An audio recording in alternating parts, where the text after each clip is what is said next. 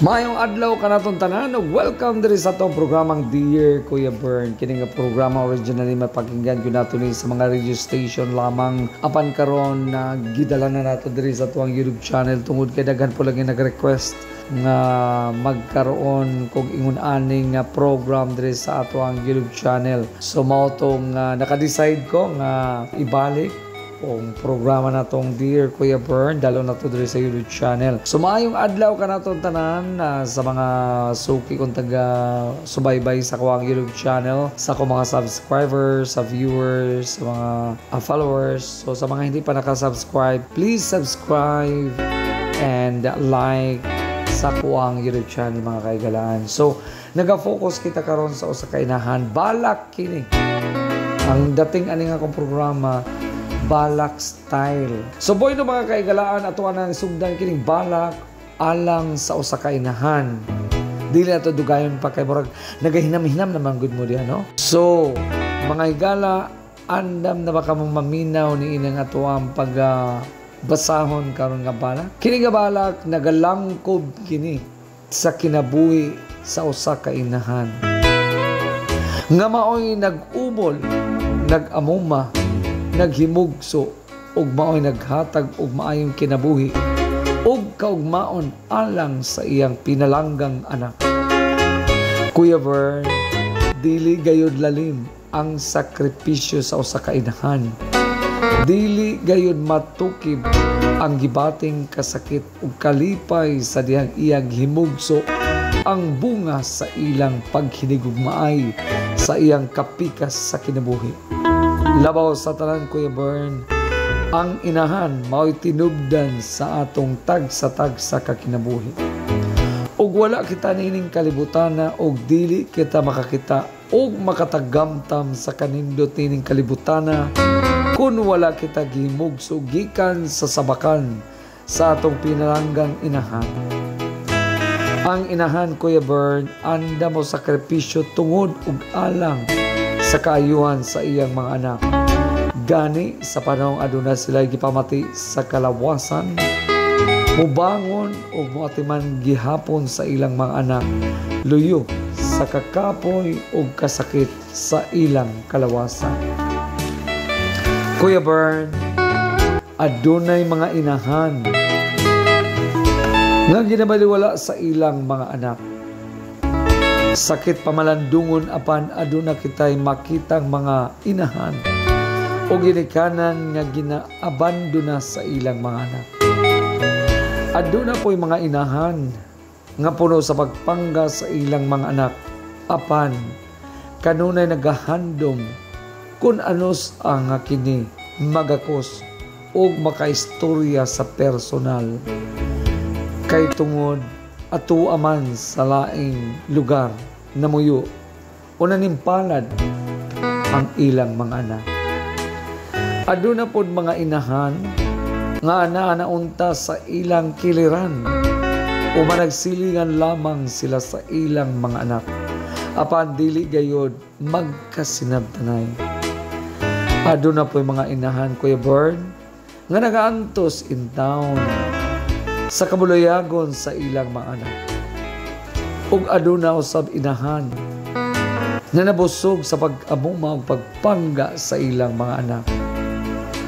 Ug ikaw karon nga naminaw niini nasayod ko nga maka-evaluate ka kung asa ug unsa ang sitwasyon sa imong pinalanggang inahan. Apan bisan pa man niana manginaot ko nga imuha untang mahatagan o pagtagad ang imong inahan. Wala na'y imposible karon tungod kay anana ang social media.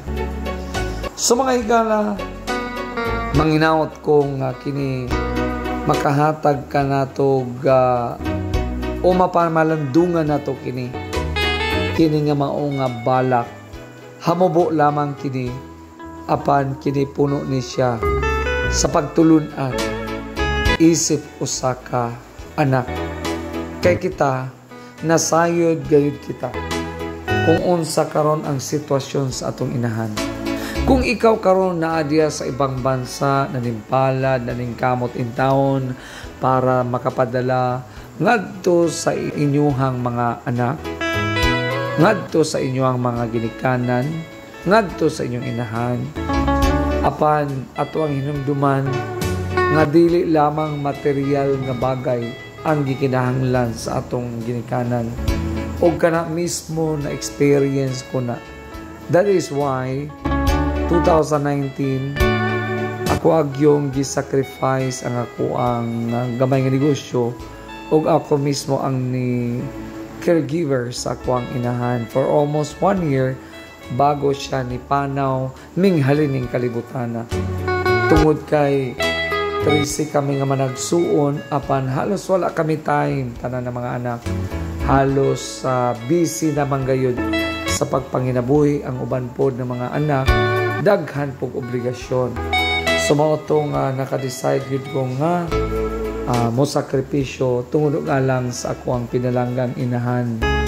So kung ikaw nakapaminaw karon, kung asa ka man nakapaminaw niini, kung naka sa ibang bansa, you can call na naman natin video call or make any move nga kana bang kamingaw sa mong inahan matambalan kayo.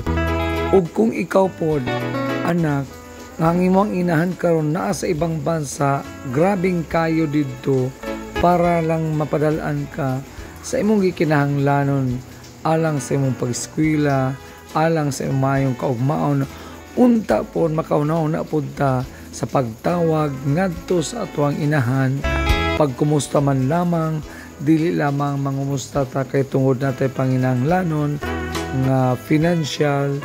Dapat mangumusta po ta sa atong inahan nga nakaroon sa ibang bansa kung unsa na ba ang ilang sitwasyon. Kay kabalo ko, grabe ang ilang sacrifice nga gihimo tungod og alang nga matagan nila maayong kaugmaon ang ilang mga anak, ang ilang pamilya nganhi sa Pilipinas. Unta, ma-realize natong mga anak ang sakripisyo, ang luha, ang kamingaw, ang kaguol nga sila milangyaw sa laing lugar tungod og alang sa paghatag kanatong maayong kaugmaon sa ilang mga anak.